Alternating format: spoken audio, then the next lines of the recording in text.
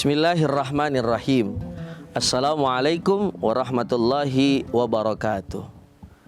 Alhamdulillahilladzi hadana lihadza wa ma kunna linahtadiya laula an hadanallah.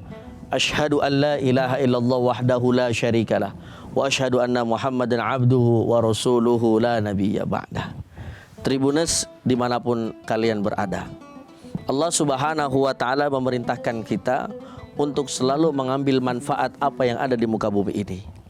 Dan kita pun harus pinter-pinter ketika diberikan rezeki oleh Allah Subhanahu wa ta'ala, menggunakan itu untuk sesuatu yang manfaat atau yang mudarat. Apa artinya manfaat? Manfaat adalah sesuatu yang bisa mendatangkan fungsi yang lebih baik lagi daripada yang kita butuhkan. Apa artinya mudarat? Mudarat itu adalah sesuatu yang bisa mendatangkan bahaya untuk kita semuanya. Maka kemanfaatan serta kemudaratan ini adalah menjadi satu hal yang harus kita bedakan. Contoh misalkan saat ini kita diberkahi oleh Allah Subhanahu wa ta'ala harta yang banyak. Apakah harta itu untuk manfaat ataukah harta itu untuk sesuatu yang mendatangkan mudarat? Kapan harta itu bisa menjadi manfaat? Kalau harta kita gunakan untuk kebaikan.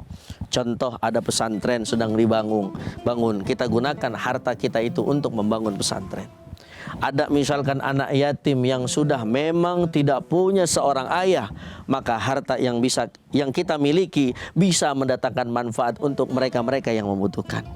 Misalkan ada juga manfaat buat orang-orang yang suaranya bagus, kita gunakan suara bagus itu pertama untuk mengumandangkan daripada azan, bahkan untuk mensyiarkan daripada bacaan Al-Quran. Namun di dalam kehidupan tentu saja kadang-kadang ada ujian yang kita hadapi. Mohon maaf, ada harta yang kita miliki banyak jumlahnya, namun mudarat lebih banyak ada di dalam hal tersebut. Contoh, punya harta banyak tapi mohon maaf tidak digunakan dengan baik. Justru harta banyak, mudaratnya banyak. Harta banyak pergi ke mana yang bisa melupakan yang namanya perkara akhirat. Punya harta banyak, dia datang ke bar, dia dugem. Punya harta banyak, misalkan mohon maaf untuk berfoya-foya, dia kumpulkan geng-gengnya, dia kumpulkan teman-temannya untuk lalai kepada Allah Subhanahu wa ta'ala. Yang membedakan antara sesuatu harta itu manfaat atau tidak adalah dari bagaimana penggunaannya.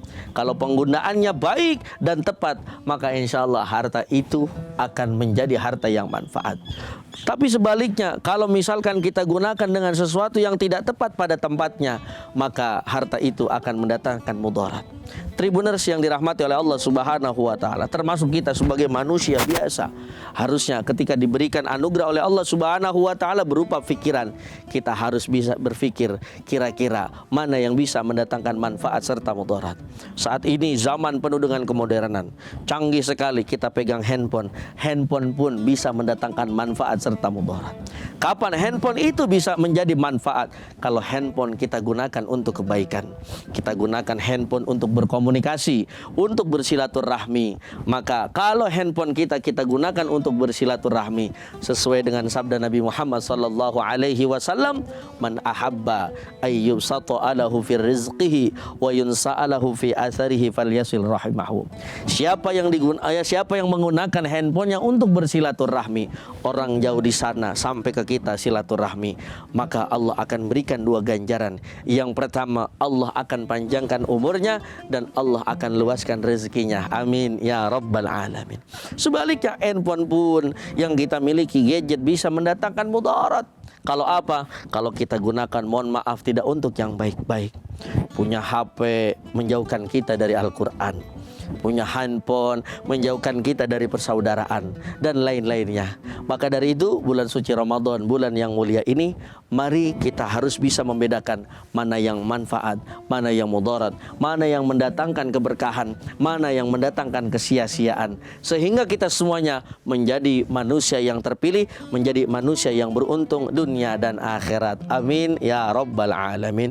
Tribuners yang dirahmati oleh Allah Subhanahu wa ta'ala, maka dari itu selamat berpuasa, semangat puasanya. Mudah-mudahan puasa kali ini mendatangkan begitu banyak kemanfaatan untuk kita semuanya. Wallahul muwaffiq ila aqwamit thoriq. Assalamualaikum warahmatullahi wabarakatuh. Terima kasih sudah nonton. Jangan lupa like, subscribe, dan share ya.